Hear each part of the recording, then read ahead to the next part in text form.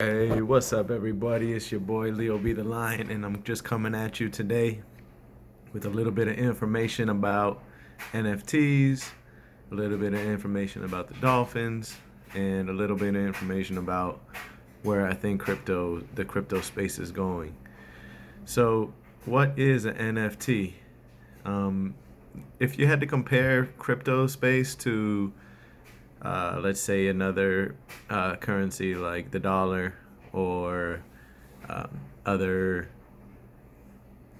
investment vehicles like gold or stocks or bonds, cryptocurrency is much more volatile. Cryptocurrency has appreciated and greatly in these past few years, and with primarily the winners being Litecoin, Bitcoin, Ethereum as the top three, and then the rest have come down, or the rest are fighting for market cap and everything like that. So I want everybody to kind of get into NFTs because I really think that this could be a chance for the little guy to make some money, or even as just a shot in the dark. You could take a shot in the dark. But let me explain what an NFT is. So NFT stands for non-fungible token.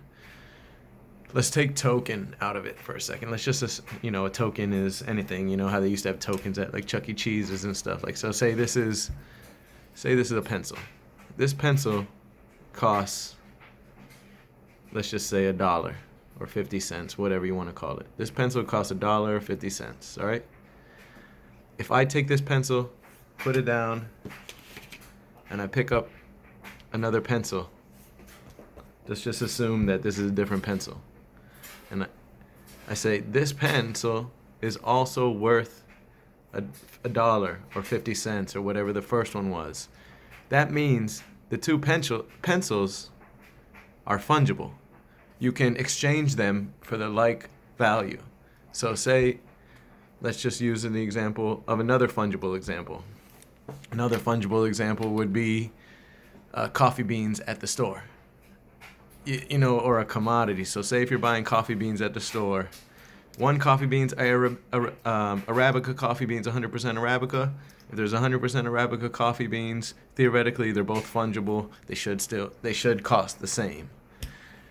Now, certain things in real life that aren't fungible, cars, automobiles, because if you have one F-150 over there, one 2020 F-150 over there, and one 2020 F-150 over there, you can't just say, oh, let me swap out.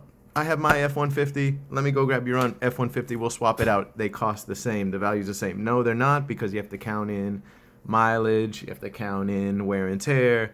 You have to count in if there's anything wrong with the vehicle. So those vehicles are non-fungible. Let's look at a 3-bedroom, 2-bedroom house that's 1,200 square feet. Do you think that's fungible? Well, if you take a 3-bedroom, 2-bedroom house, 1,200 square feet, and you put it in Palm Beach, versus if you take a 3-bedroom, 2-bedroom house, 1,200 square feet, and you put it in Belgrade, you can't swap those houses for the same value. So those houses, that real estate is non-fungible. So now let's bring it all back full circle and talk about non-fungible tokens. When you see a picture of, let's just use the Bored Ape Yacht Club. So it's a picture of similar looking monkeys, similar looking apes that have different attire on. Now, if that was fungible, you could get any of those apes for the same price. But the key that makes it non-fungible is the blockchain code that goes into that piece. That's why you can't just take a picture of it and you say you own it. The blockchain code that's attached to the token makes it non-fungible. Just think about fungibility as the ability to exchange an item for the same item for the same price. If you can't exchange like items for the same price, then it's not fungible. So non-fungible tokens are basically a new market where pictures, videos, clips of things, artwork can all be sold coded to the blockchain to make them non-fungible. That's why artists like Beeple, the makers of the Bored Ape Yacht Club, Gary Vee with VeeFriends, they all have started their own non-fungible token line so that they could take advantage of the rarity and the scarcity of these tokens that they literally made up out of thin air.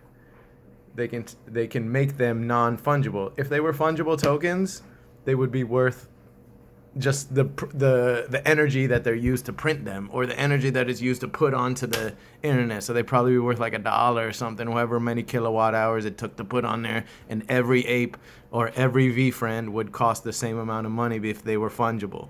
But since they have the rarity aspect, they have the scarcity aspect, it's like the real deal art world. You can't take a picture. You could see a picture of a sunset. Vincent Van Gogh could take a picture of a sunset. They could be the exact same sunset, but because Vincent Van Gogh took a picture of it, it's non-fungible. It's worth more because of what's underlying the asset. If you have any questions about this, you can you can comment on my video.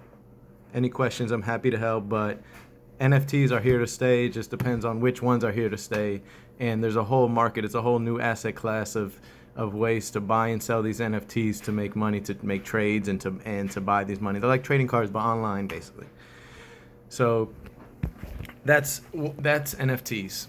The Dolphins, on the other hand, I'm excited because we have a good schedule coming up, and my whole goal is hopefully the Dolphins came back to 7-7. Because if we get back to 7-7, we'll be on CBS, we'll be on Fox, we'll be on ESPN as In the Hunt at 7-7.